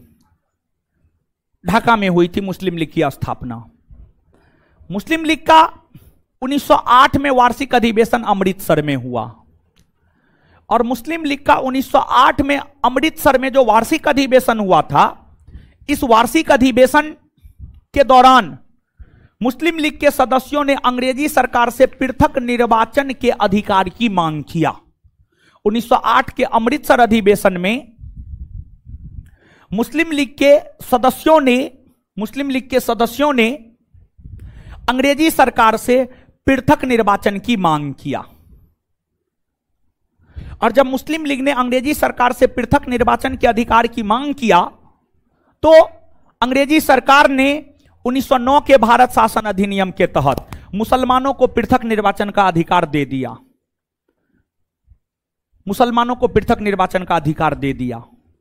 जब 1909 के भारत शासन अधिनियम के तहत मुसलमानों को पृथक निर्वाचन का अधिकार दिया गया तो कांग्रेस इसको स्वीकार करने से इनकार कर दिया। कांग्रेस इसको मानने से इनकार कर दिया। कांग्रेस कहा कि नहीं, हम इसको स्वीकार नहीं करते हैं, हम इसको नहीं मानते हैं। कांग्रेस ने यह कहा कि हम इसको स्वीकार नहीं करते हैं, हम इसको नहीं मानते हैं। कांग्रेस ने इसको नहीं माना, जिस वजह से कांग्रेस और मुस्लिम लीग दोनों का रास्ता अलग अलग हो गया। कांग्रेस और मुस्लिम लीग दोनों का रास्ता क्या हो गया? अलग अलग हो गया। तो कांग्रेस अब अपना काम करने लगा, मुस्लिम लीग अपना काम करने लगा। लेकिन अगर इसी प्रकार से कांग्रेस और मुस्लिम लीग हमेशा बटा रहता तो इसका फायदा अंग्रेज को हो रहा था। यह बात कांग्रेस के लोग भी समझ रहे थे, मुस्लिम लीग के लोग भी समझ रहे थे और भारत के जितने भी बुद्धिजीवी वर्ग के नेता थे सब इस बात को समझ रहे थे। जिस वजह से हर कोई यह चाहता था कि कांग्रेस और मुस्लिम लीग एक हो जाए और दोनों एक होकर के अंग्रेजों का विरोध करे। तो मुस्लिमों में एक बुद्धिजीवी मोहम्मद अली जिन्ना ने कांग्रेस को भी समझाया, मुस्लिम लीग को भी समझाया, दोनों को समझाया और कहा कि दोनों एक हो जाइए और दोनों एक होकर के तब अंग्रेज का विरोध कीजिए, तभी कुछ मिलने वाला है, नहीं तो कुछ मिलने वाला नहीं है। मोहम्मद अली जिन्ना ने कांग्रेस को यह समझाया कि मान जाइए, मतलब अंग्रेजों ने जो मुसलमानों को पृथक निर्वाचन का अधिकार दिया है इस बात को आप मान जाइए। मोहम्मद अली जिन्ना के समझाने पर कांग्रेस कहा चलिए ठीक है, मान जाते हैं हम। फिर मोहम्मद अली जिन्ना मुस्लिम लीग के सदस्यों को समझाया, कहा कि अब तो कांग्रेस मान ही रहा है तो आप ऐसा कीजिए, आप दोनों साथ हो जाइए और दोनों साथ होकर के जो है भारत की आजादी के लिए लड़ाई लड़िए और अंग्रेजों का विरोध कीजिए, अंग्रेजों का विरोध कीजिए। तो यहां पर जो समझौता हुआ था, समझौता यह हुआ 1909 ईस्वी में अंग्रेजी सरकार के द्वारा दिए गए पृथक निर्वाचन के अधिकार, जिसे कांग्रेस 1909 में स्वीकार नहीं किया था, उसे 1916 के लखनऊ अधिवेशन में स्वीकार कर लिया। अब बदले में मुस्लिम लीग ने कांग्रेस को समर्थन दिया, कांग्रेस को समर्थन दिया मतलब कांग्रेस का साथ दिया कि मुस्लिम लीग कांग्रेस के साथ मिलकर भारत की आजादी के लिए लड़ाई लड़ेगा, भारत की आजादी के लिए लड़ाई लड़ेगा। यह बात तो हो गई। अब यह जो कांग्रेस मुस्लिम लीग समझौता हुआ था, यही समझौता हुआ था। कुछ समझ में आ रहा है? और जब यह समझौता हुआ तो इस समझौता को कराने में मोहम्मद अली जिन्ना का बहुत बड़ा योगदान था, और मोहम्मद अली जिन्ना के इसी योगदान को देखते हुए श्रीमती सरोजिनी नायडू ने मोहम्मद अली जिन्ना को हिंदू मुस्लिम एकता का राजदूत कहकर पुकारी। श्रीमती सरोजिनी नायडू ने मोहम्मद अली जिन्ना को हिंदू मुस्लिम एकता का राजदूत कहकर पुकारी। इसी कारण इसके बाद आप सब लोग जानते हैं कांग्रेस में पहली बार फूट कब पड़ी थी? 1907 में सूरत में। और कांग्रेस दो भाग में बट गया था, गरम दल और बाल गंगाधर तिलक, श्रीमती एनी बेसेंट, इन दोनों के प्रयास से 1916 के लखनऊ अधिवेशन में कांग्रेस के गरम दल और नरम दल भी एक हो गए थे। तो 1916 के लखनऊ अधिवेशन का महत्व यह भी है क्योंकि इस अधिवेशन के दौरान जो है कांग्रेस के गरम दल और कांग्रेस के नरम दल दोनों एक हो गए थे। कांग्रेस के गरम दल और कांग्रेस के नरम दल जो है दोनों क्या हो गए थे? एक हो गए थे, दोनों एक हो गए थे। तो ये तमाम वजह है जिस वजह से 1916 का लखनऊ अधिवेशन जो है आपको महत्व है, महत्व का है ये अधिवेशन। तो आइए एक सेकंड में इसको याद कर लेते हैं, जितना बताएं फिर आगे बढ़ जाएंगे। चलिए 1911 बताइए।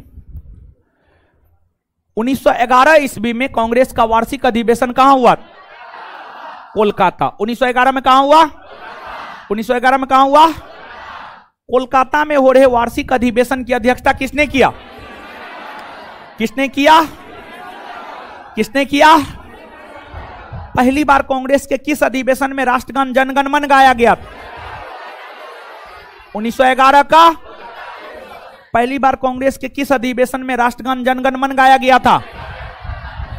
1911 का कलकत्ता अधिवेशन। 1911 का कलकत्ता अधिवेशन। और राष्ट्रगान जनगण मन के रचयिता कौन है? रविन्द्रनाथ। जनगण मन को भारत के राष्ट्रीय गान के तौर पर स्वीकृति संविधान सभा ने कब दिया? 24 जनवरी 1900। चलिए आगे बताइएगा। 1912 में कांग्रेस का वार्षिक अधिवेशन कहां हुआ? 1912 में कहां हुआ? 1912 में कहां हुआ? अध्यक्षता किसने किया? अध्यक्षता किसने किया? किसने किया? आर.एन. माधोलकर ने। इसके बाद आगे बताइएगा 1915 में कांग्रेस का वार्षिक अधिवेशन कहां हुआ? मुंबई। 1915 में कहां हुआ? 1915 अध्यक्षता किसने की? सर सत्येंद्र प्रसाद। 1915 के कांग्रेस के मुंबई अधिवेशन की अध्यक्षता किसने की? इसमें कौन भारतीय वायसराय ने भाग लिया था? लॉर्ड। किसने भाग लिया था? लॉर्ड वेलिंगटन कांग्रेस के किस अधिवेशन में भाग लिए थे? 1915 का। चलिए 1916 में कांग्रेस का वार्षिक अधिवेशन कहां हुआ? लखनऊ। 1916 में कहां हुआ? 1916 में कांग्रेस का वार्षिक अधिवेशन कहां हुआ? कहां हुआ? लखनऊ में। इस अधिवेशन की अध्यक्षता किसने किया? किसने किया? दक्षिण अफ्रीका से वापस लौटने के बाद महात्मा गांधी ने कांग्रेस के किस अधिवेशन में पहली बार भाग लिया? 1916 का। दक्षिण अफ्रीका से वापस लौटने के बाद महात्मा गांधी ने कांग्रेस के किस अधिवेशन में पहली बार भाग लिया? 1916 का लखनऊ अधिवेशन। ठीक है, इसके बाद आगे बताइएगा। 1916 महात्मा गांधी की मुलाकात राजकुमार शुक्ल से किस अधिवेशन के दौरान? महात्मा गांधी की मुलाकात राजकुमार शुक्ल से किस अधिवेशन के दौरान? 1916 के। अच्छा, यह नारा किसका है? स्वराज्य हमारा जन्मसिद्ध अधिकार है और हम इसे लेकर रहेंगे। आए, बाल गंगाधर तिलक ने यह नारा किस अधिवेशन के दौरान? किस अधिवेशन के दौरान? चलिए, इसके बाद कांग्रेस और मुस्लिम लीग के बीच समझौता कौन अधिवेशन में? कांग्रेस के गरम दल और नरम दल किस अधिवेशन के दौरान एक हुए? 1916 का। अच्छा, एक बात बताइए, मुस्लिम लीग की स्थापना कब हुई? मुस्लिम लीग की स्थापना, मुस्लिम लीग ने अपने किस अधिवेशन में अंग्रेजी सरकार से पृथक निर्वाचन की मांग किया? 1908 का अमृत। और मुसलमानों को पृथक निर्वाचन का अधिकार कब दिया गया? 1900। क्या कांग्रेस इसको शुरू में स्वीकार किया? कांग्रेस ने मुसलमानों को दिए जाने वाले पृथक निर्वाचन के अधिकार को स्वीकार किस अधिवेशन में किया? 1916 लखनऊ अधिवेशन। 1916 लखनऊ अधिवेशन। और जब कांग्रेस ने मुसलमानों को दिए जाने वाले पृथक निर्वाचन के अधिकार को 1916 के लखनऊ अधिवेशन में स्वीकार लिया था, तो इसका विरोध मदन मोहन मालवीय ने किया था। इसका विरोध किसने किया? मदन मोहन मालवीय ने। अर्थात इसको शॉर्ट में और एक लाइन में और आसान भाषा में यह कह सकते हैं कि 1916 में कांग्रेस और मुस्लिम लीग के बीच जो समझौता हुआ, उस समझौता का विरोध जो है आपको किसने किया? तो उस समझौता का विरोध किया मदन मोहन मालवीय ने। तो 1916 में जो कांग्रेस और मुस्लिम लीग के बीच समझौता हुआ, इस समझौता का विरोध किसने किया? 1916 में कांग्रेस और मुस्लिम लीग के बीच जो समझौता हुआ, इस समझौता का विरोध किसने किया? किसने किया? किसने किया? मदन मोहन मालवीय ने। ठीक है, याद रखिएगा। और कांग्रेस और मुस्लिम लीग के बीच समझौता करवाने में मोहम्मद अली जिन्ना का बहुत बड़ा योगदान था, जिस वजह से मोहम्मद अली जिन्ना को किसने हिंदू मुस्लिम एकता का राजदूत कहकर पुकारा? श्रीमती। कांग्रेस के गरम दल और नरम दल को एक करवाने में महत्वपूर्ण योगदान किसका था? तिलक और एनी बेसेंट। बाल गंगाधर तिलक और कांग्रेस के गरम दल और नरम दल को एक करने में सबसे महत्वपूर्ण योगदान किसका था? बाल गंगाधर तिलक और एनी बेसेंट। इससे आगे बढ़ते हैं। इतना याद हो गया ना? जानते हैं, किसी विद्यार्थी को अब आज के डेट में कुछ कहना जो है ना सही ना है, ठीक है, वो भी स्पेशली लड़की को, समझे?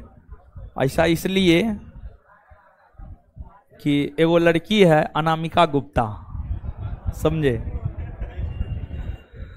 अनामिका गुप्ता, तो वो जो है, देखिए, उसको हम पहले भी बोलते थे, 2213 में ही वो लड़की आई थी पढ़ने के लिए। प्रीलिम्स हुआ, मेंस हुआ, फिजिकल भी हुआ, लेकिन मेरिट में 1-2 मार्क्स से छठी थी लड़की। तो देखिए होता क्या है कि लड़की में स्पेशली, पता नहीं लड़का में तो नहीं होता, लड़का तो हम भी हैं, तो हम तो ये सब चीज फील किए हैं। देखिए जब रिजल्ट होता है ना, तो एक खुशी होता है अंदर से, सबको होता है, लड़का हो या लड़की सबको होता है, समझ गए? हमको भी होता है जब मेरा रिजल्ट आता है तो। लेकिन लड़का जो है थोड़ा सा अपने आप को बैलेंस बना के रख लेता है। बहुत लड़का ऐसा होता है अपना रिजल्ट छुपा भी लेता है, लेकिन लड़की को पच नहीं सकता है रिजल्ट, समझ गए? चाहे पीटी में हुआ, ढोल पीट देती है पूरा, समझे? तो उसका पीटी हुआ, मेंस हुआ, सब चीज हुआ, ठीक है, ठीक है, खुश होना ठीक है, खुश होना गलत नहीं है, रिजल्ट हुआ है तो खुश होना सही है। लेकिन अब इतना भी नहीं कि जो है बाद में छटा जाए तो फिर अच्छा फील ना हो, ऐसा भी नहीं होना चाहिए। तो वो लड़की जो है मेकअप सब पे बहुत ध्यान देती थी, बहुत, ठीक है।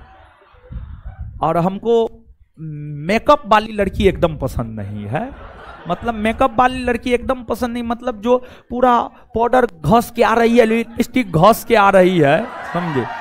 तो ये सब हमको ठीक नहीं लगता है, समझे? तो उसको हम बोलते थे, पहले भी हम बोले थे कि जो है आप ऐसा मत कीजिए, पढ़ने पे ज्यादा ध्यान दीजिए, सजने संवरने में आपका 1 घंटा 1.5 घंटा चल जाता होगा। उस टाइम में ही बोले थे हम उसको, वही 1-1.5 घंटा जो है पढ़ने में दे दीजिएगा तो बेटर रहेगा। फिर बाद में अपना सजते संवरते रहिएगा, ग्राउंड पे जाइएगा तब सजिएगा ना, तब पता चलेगा, ट्रेनिंग में जाइएगा तब सजिएगा ना, तब पता चलेगा, समझे? तो ये सब का कोई महत्व न है।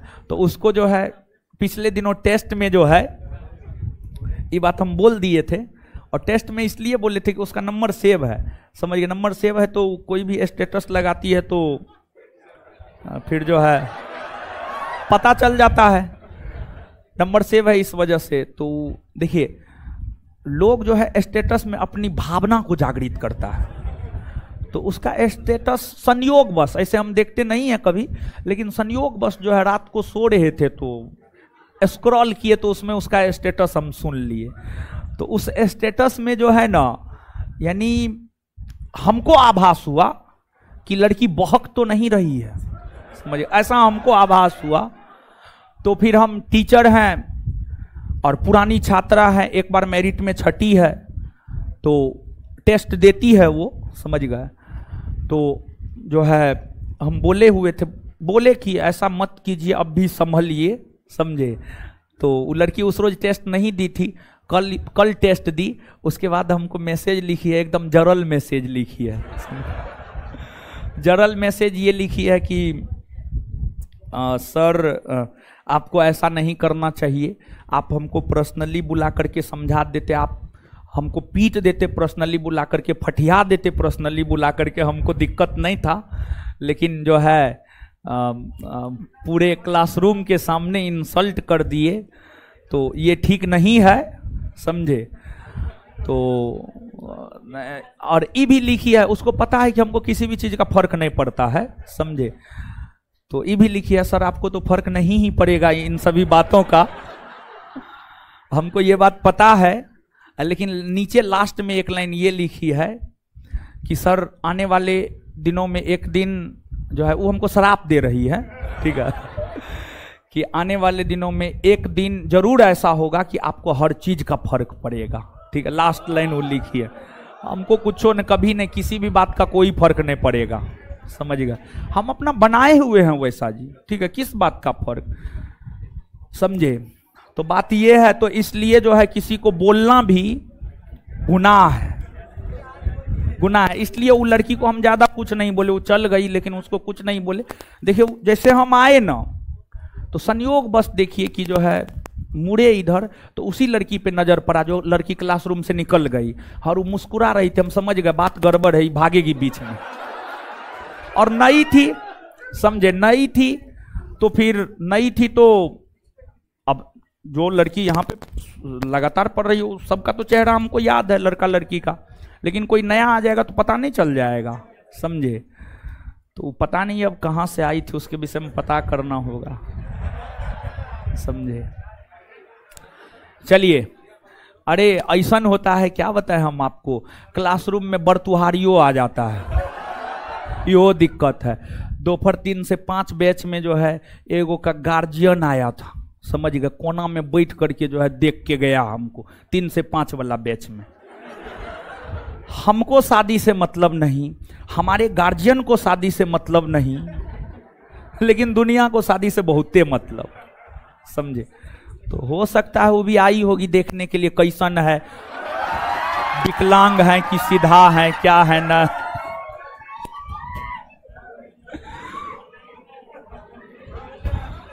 समझे।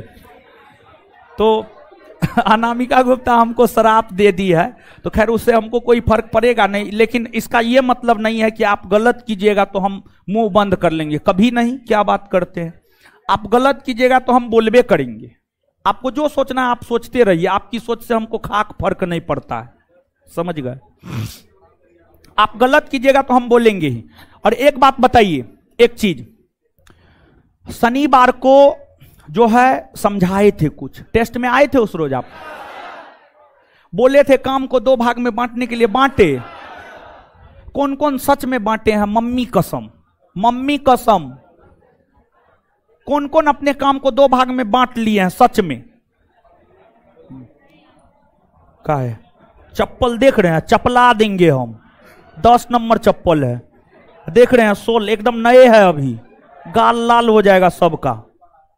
समझाते कौन चीज के लिए है? कहां थे? जिंदा गाड़ देंगे हम, समझ गए। तब समझाने का फायदा क्या हुआ बताइए? जब आप अनुसरण ही नहीं करते तो समझाने का मतलब क्या रह गया? कोई मतलब नहीं रह गया समझाने का। अगले क्लास में अपना अपना काम 2 भाग में बांट के प्राथमिक द्वितीयक लिख करके लाना, हम कॉपी चेक करेंगे, कॉपी में होना चाहिए ये बात, समझ गए? और YouTube पे है, आज वीडियो डाल दीजिएगा, ऑनलाइन वाला बच्चा सब भी देख लेगा। आज YouTube पे वीडियो डलवा देंगे, जो क्लास नहीं आई थे देख लीजिएगा। मेरे अगले क्लास आने से पहले आपका काम 2 भाग में बटा हुआ रहना चाहिए, प्राथमिक और द्वितीयक, और कॉपी में लिखा हुआ होना चाहिए, समझ गए? और रूम में सटा हुआ होना चाहिए। ए लड़का, कहाँ है रूम आपका? अगले 1 वीक में हम आपके रूम को विजिट करेंगे। कहाँ है रूम बोलिए? इसको बोल रहे बाजार समिति में। कहाँ? पूरा एड्रेस लिख करके इसको दीजिएगा, ठीक है? इतना 5 बेंच का लड़का, पूरा एड्रेस लिख करके दीजिएगा रूम नंबर के साथ, ठीक है? हम कभी भी आपके रूम में जा सकते हैं, जो बात बोले वो रहना चाहिए, समझ गए? अभी लिख करके आप लोग दे दीजिएगा इसको। कहाँ तक? पिलर तक ले लीजिएगा सबका एड्रेस, हम कभी भी जा सकते हैं आपके रूम पे।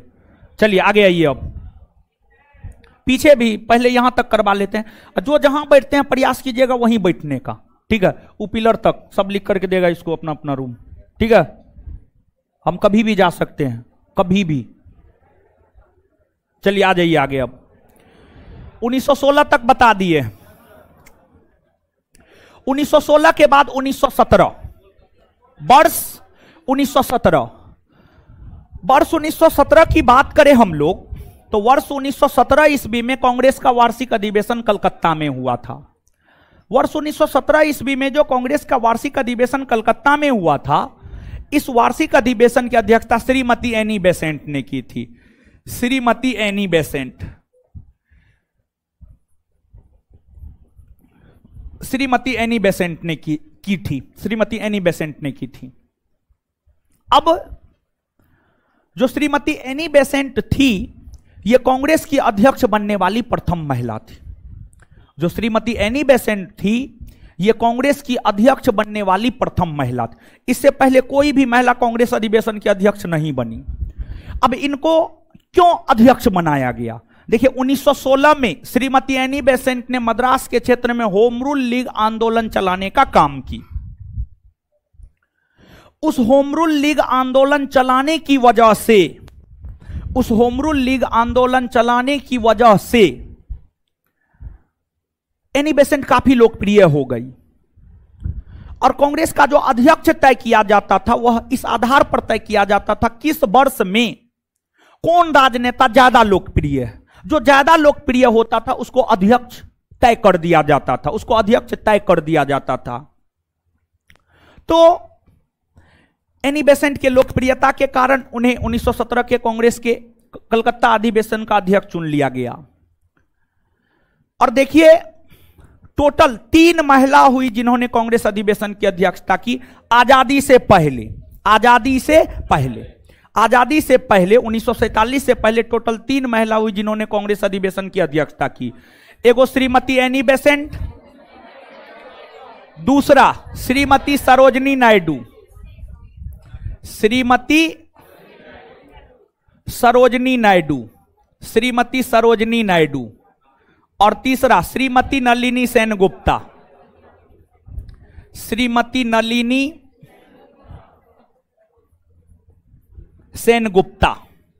देखिए, अगर बात श्रीमती सरोजनी नायडू की करें तो श्रीमती सरोजनी नायडू ने 1925 के कानपुर अधिवेशन की अध्यक्षता किया और श्रीमती नलिनी सेनगुप्ता ने 1933 के कलकत्ता अधिवेशन की अध्यक्षता किया।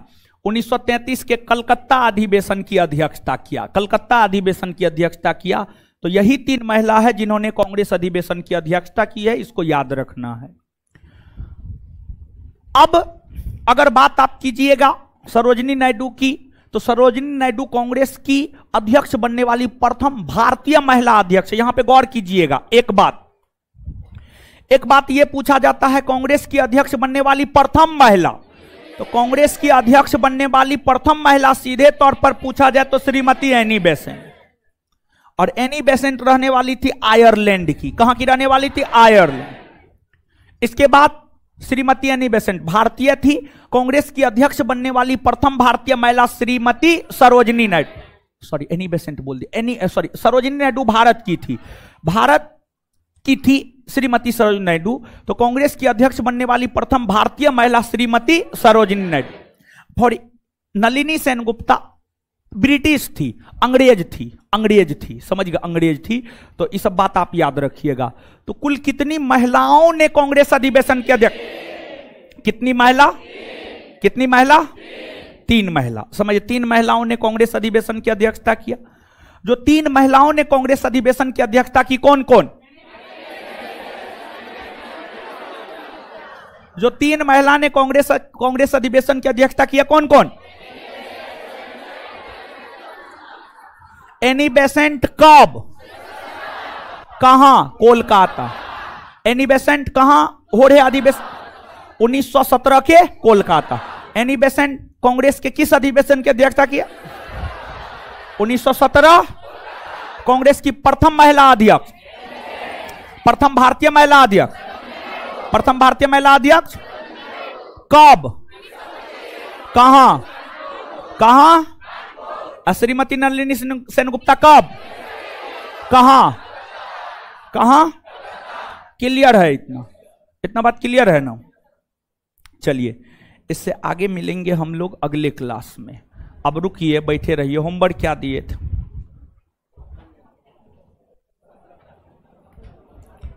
अगले क्लास में जो समझाए थे शनिवार को क्लियर रहना चाहिए, नहीं तो लड़की लोग को चप्पल से चपलाएंगे और लड़का को फट्ठा से, समझ गए। एगो नया चप्पल हम लेते आएंगे अगले क्लास में, एकदम बिना पहना हुआ चप्पल, उससे चपलाएंगे आप लोग को, और लड़का को फट्ठा से। ऐसे आप लोग नहीं मानिएगा। अब वैकेंसी कभी भी आ सकता है। कहां से कहां तक? 40 से, इसमें क्वेश्चन नंबर 71 से 100 चल जाइएगा, ठीक है। पेज नंबर बता देते, फिर पूछेंगे।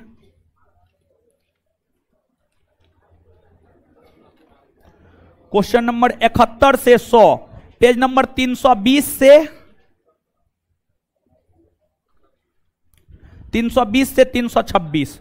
क्वेश्चन बैंक है, क्वेश्चन बैंक में 320 से 326।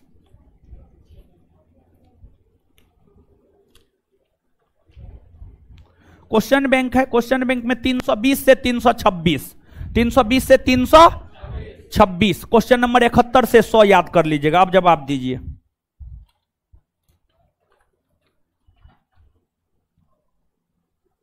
बताइए, अवंती की राजधानी कहां? उज्जैन। महात्मा गांधी ने भारत में पहला सत्याग्रह कहां किया? चंपारण। भारतीय सेनाओं का सर्वोच्च सेनापति? राष्ट्रपति। वायु दाब को मापने वाला यंत्र क्या कहलाता? बैरो। भारत में पेन कुल कितने अक्षरों व संख्या? 10। भारत का राष्ट्रीय जलीय जीव? भारत में वायु सेना दिवस कब मनाया जाता? 8।